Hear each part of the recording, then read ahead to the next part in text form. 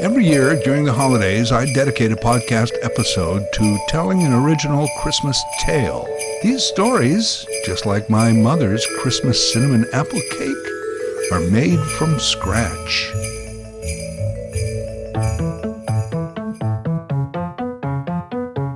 I'm Larry Fedoruk, and this is Later That Same Life. On each episode of my weekly podcast, a different topic, discussion, commentary, or story from our lives. Season 19, Chapter 3. A Christmas Tale 5. Yes, it's time for my annual Christmas tale. Quick note before I start. You can go to my Later That Same Life YouTube channel, click on playlists, and go to the Christmas episodes. You can hear all of my previous Christmas tales, including Wonky the Christmas Clown and Mall Santa. This year, Christmas tale number 5 is called Chia. And as always, this disclaimer. These Christmas tales should never be submitted as an essay to any history professor, and should never be used as a flotation device. Chia. Why would I pick the Chia Pet as a Christmas tale? Well, it seems to be a holiday tradition. You don't really hear about Chia Pets until December comes around. Then suddenly these novelty figurines are the perfect Christmas gift.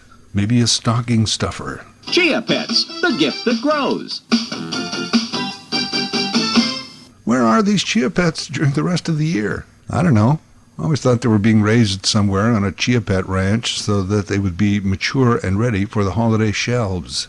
I associate Chia Pets with Christmas, and I thought maybe it's time to tell their fascinating tale. Chia Pets, in case you don't know, are a terracotta figurine. Terracotta is an iron-rich, porous type of clay. Chia seeds, mostly native to Mexico and Guatemala, are part of the mint family and are actually used in a variety of health food products, as they are rich in protein, omega-3s, and antioxidants. And by the way, when your Chia Pet sprouts all that greenery, you can eat that too. Also very nutritious. I'd like to start with the Chia Pet salad, please, a raspberry vinaigrette. Thank you. So how did the Chia Pet become this ubiquitous holiday knick-knack? Been around since 1977. Here's the first fun fact. Chia Pet is actually an eponym. An eponym is a person for whom a discovery, invention, place, or thing is named. Most famous eponyms? Well, John Montagu, the 4th Earl of Sandwich, allegedly asked in 1762 for servants to put meat between 2 slices of bread so that he could eat while continuing to play cards. The sandwich was apparently named after this degenerate gambler. Lots of famous eponyms. There was also an Earl of Cardigan. There was a Charles Boycott, a Rudolph Diesel. Do you know there was a Joe Pilates? Yeah, he was a German-born physical trainer. Eponyms. Most people think that a Chia Pet is a clay pet-like figurine with chia seeds. Well, it is that, but it's also an eponym. It goes back to 15th century Italy and one Antonio Chiapetti, Chiapetti.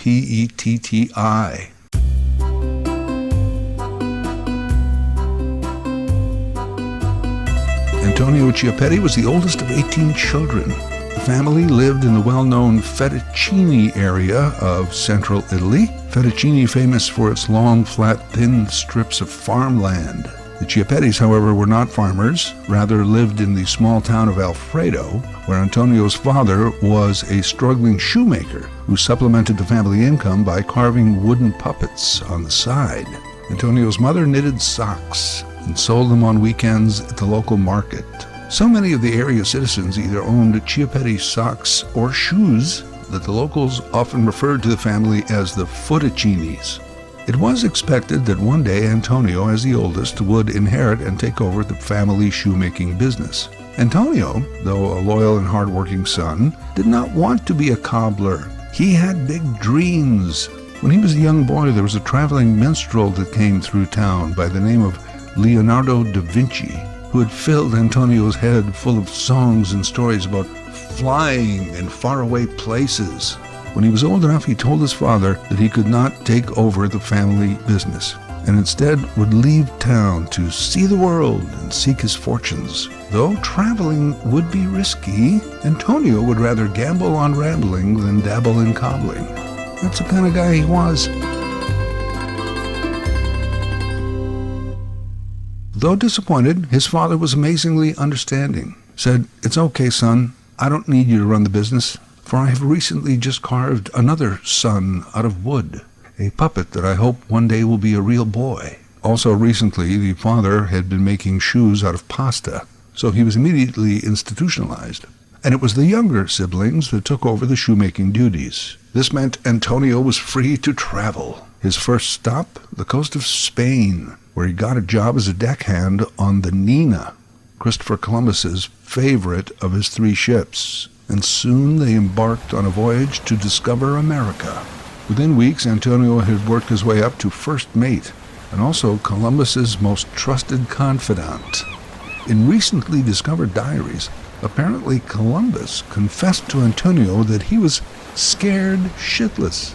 Those are his words, not mine. Imporito schifoso. Turns out Columbus was scamming Queen Isabella and the Spanish government.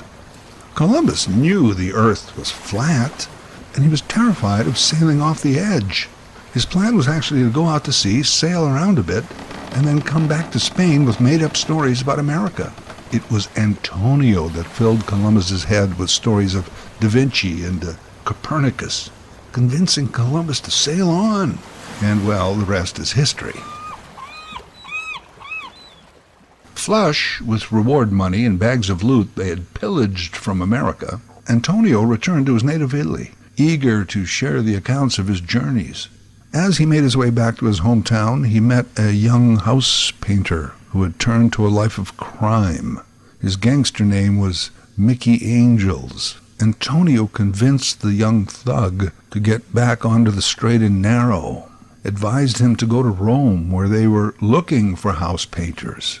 The young hood took the advice of this well-traveled wise man, eventually got a job with the Vatican. Mickey Angels ended up painting the Sistine Chapel under the name Michelangelo. Finally, at his village home in Fettuccine, he first visited his father and his wooden half-brother in the mental ward. Upon arriving at the family cottage and storefront, he discovered that all of his other siblings had also left to seek their fortunes around the world. That is, all but one, his youngest sister, who had successfully taken over the shoemaking business. She also started to make handbags. She had quadrupled the family's annual revenue, and the business was still growing. It was more than he had ever expected from his youngest sister, Prada. Ever since he began his travels, Antonio had this other dream, to one day return to his homeland and purchase a small vineyard, spend his remaining days growing grapes and making fine wine, somewhere near his hometown of Alfredo. As luck would have it, a small piece of farmland had become available just outside of town, and the owner was practically giving it away. Antonio purchased the land and moved into a small shack on the property. With what money he had left, he bought some grape seeds, some used farming equipment, and a saggy old mule named Donatella. Antonio worked sunrise to sunset, nurtured those small seedlings as they began to sprout up.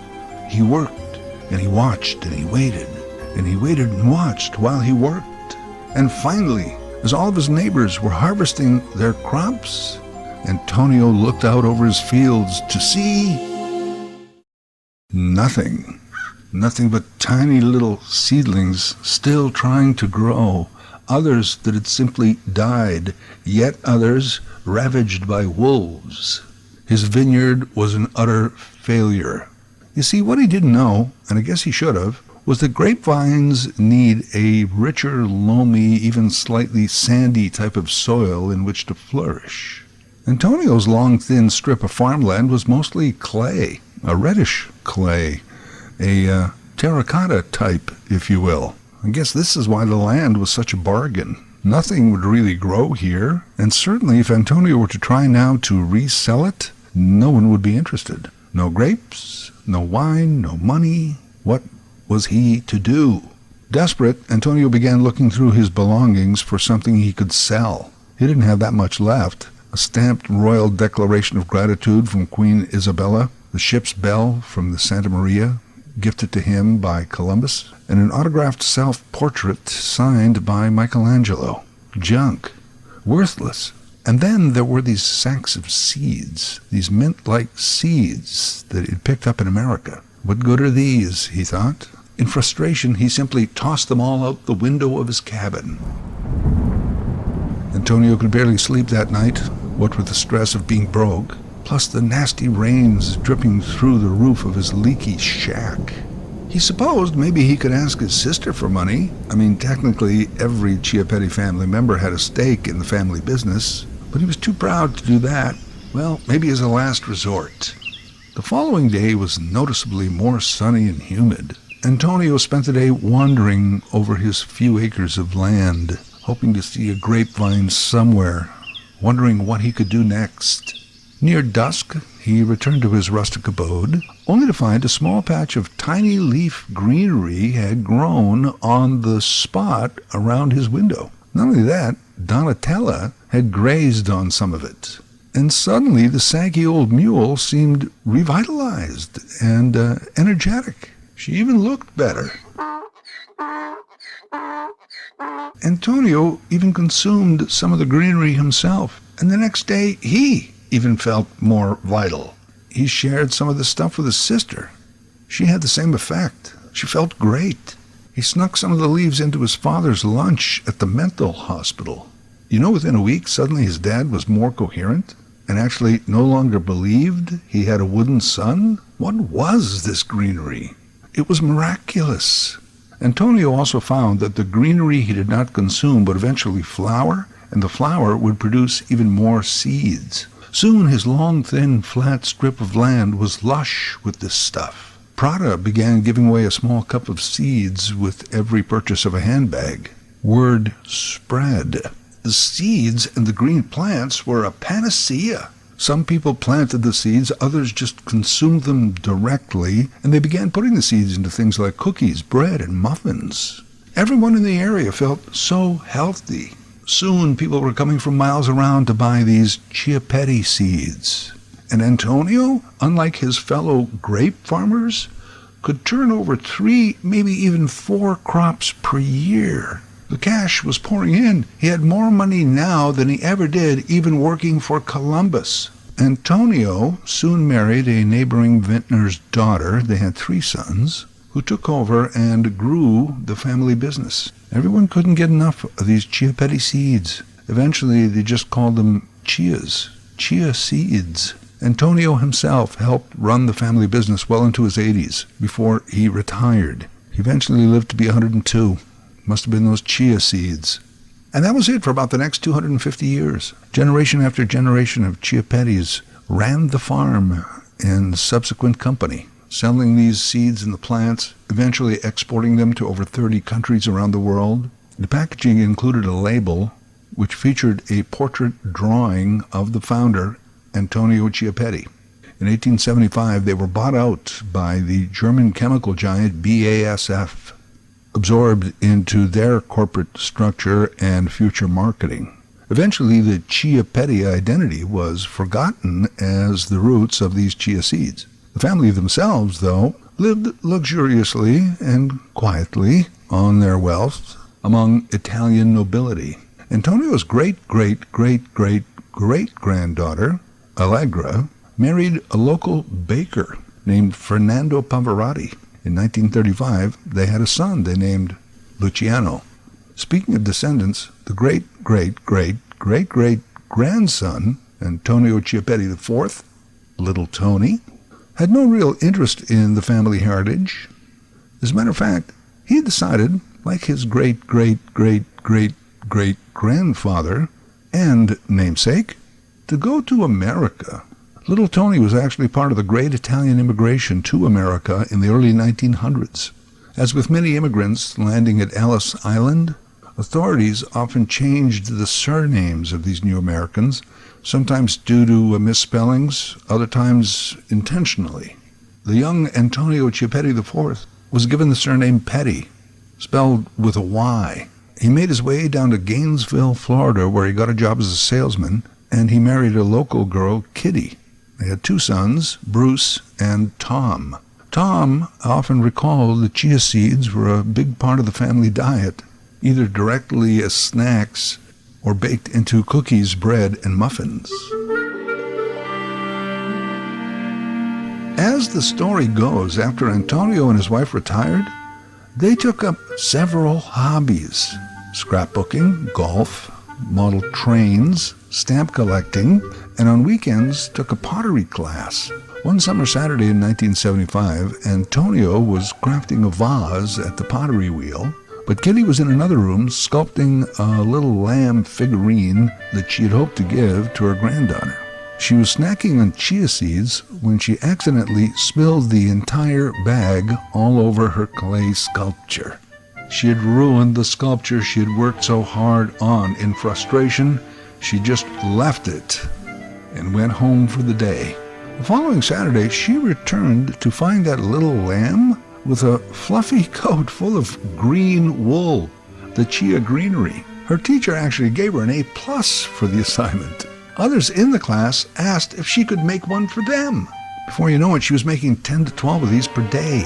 Lambs, and then bears and dogs and cats. Eventually, they started to sell them on weekends at local markets. Chia Petty figurines.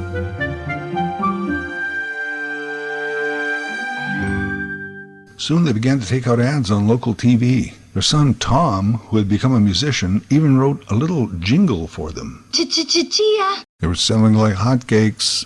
The conglomerate, BASF, sent them a cease and desist on the Chia Petty figurine, contending that that deal many years ago meant they owned the rights to the Chia Petty name and brand. By this time, the locals had already been calling them Chia Pets for short.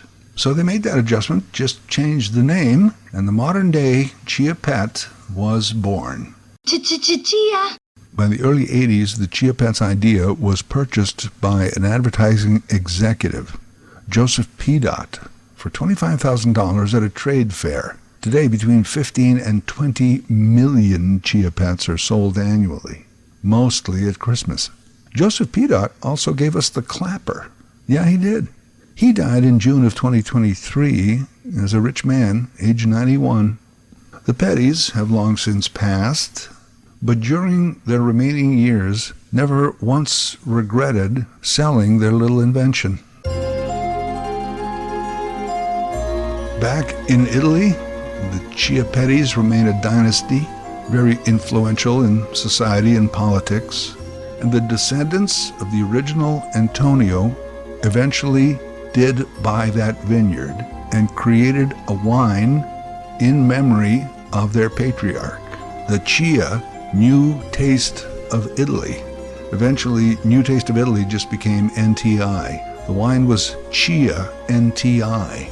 Today, we pronounce it as Chianti.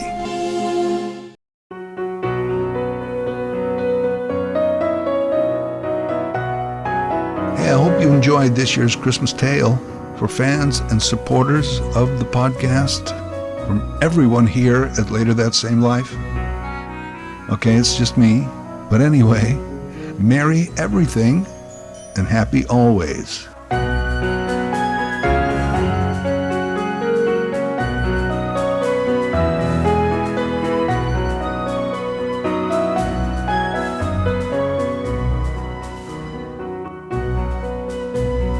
Later That Same Life is written, voiced, and produced by Larry Fedoruk. LarryFedoruk37@gmail.com. Subscribe to Larry's podcast YouTube channel. Get automatic notifications with each new episode.